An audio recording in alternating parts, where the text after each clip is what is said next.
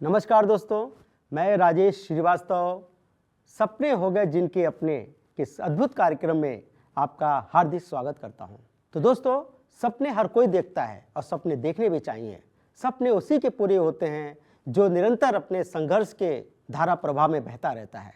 हमारे देश के पूर्व राष्ट्रपति श्री अब्दुल कलाम साहब ने कहा था कि सपने वो नहीं जो बंद आंखों से देखे जाते हैं, सपने तो वो होते हैं जो आपको सोने न दें।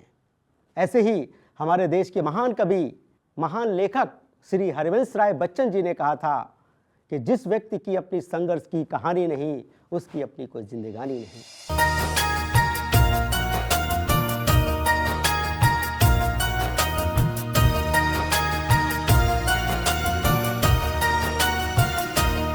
जिनकी चाहत और लगन से, जिनकी मेहनत और जतन से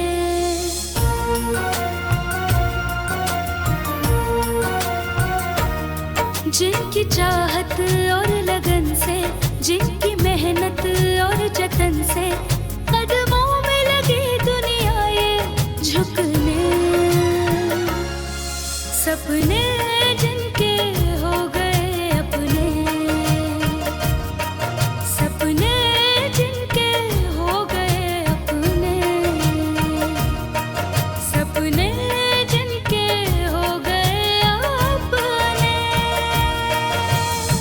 मानिक साहब, एक गरीब परिवार से एक बच्चे का एक पायलट बन जाना और दुनिया में अपना नाम रोशन करना, ये कैसे आप कर पाए? ये जो कहानी है जी 1972 से शुरू होती है। अच्छा जी।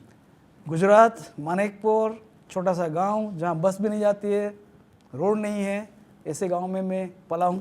जी और आमदनी के लिए, रोजगार के लिए कोई व्यवस्था नहीं है, तो हम मजदूरी किया करते थे।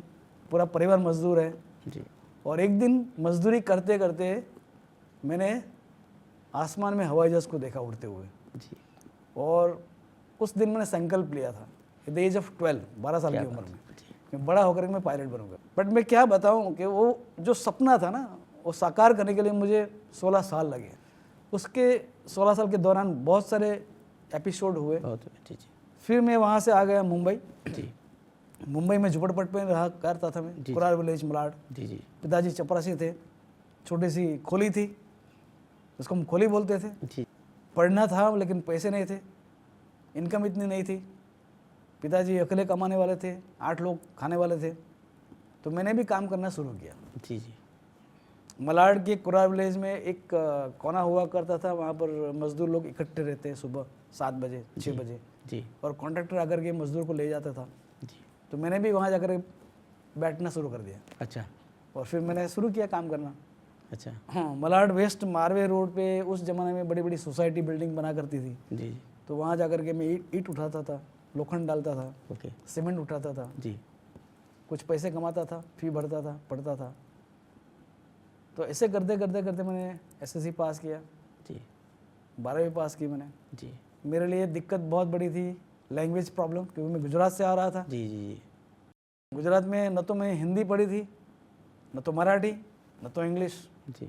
तीनों सब्जेक्ट मेरे लिए 3 पहाड़ जैसे थे। पहाड़ ऐसे थे। तो सबसे बड़ा पहाड़ इंग्लिश का था। इंग्लिश। मराठी, हिंदी तो कैसे भी मैंने समझ लिया और थोड़ा मैंने कोशिश की। जी जी बिल्कुल। मेरी टीचर आकर के लिखती थी बोर्ड पे, और मेरे लिए वो ड्राइंग था। वाह। और मैं वैसे ही कॉपी करता था। क्या है मुझे पता नहीं कि वो क्या है, क्या है? ये मेरी हालत थी। ओह। और हर दिन मुझे पनिशमेंट मिलता था क्योंकि मैं होमवर्क नहीं करता था। मेरे पिताजी ट्यूशन के लिए भेज नहीं सकते क्योंकि पैसे नहीं पैसा है। नहीं था। राइट।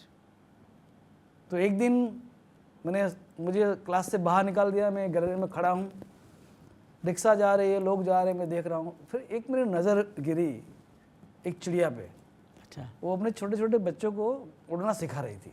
क्या वो बात। चिड़िया उड़ रही है, हाँ। वो बच्चे भी उड़ने की कोशिश कर रहे हैं, हाँ। और कोशिश करते करते बार बार फेल भी हो रहे हैं, वो गिर रहे हैं।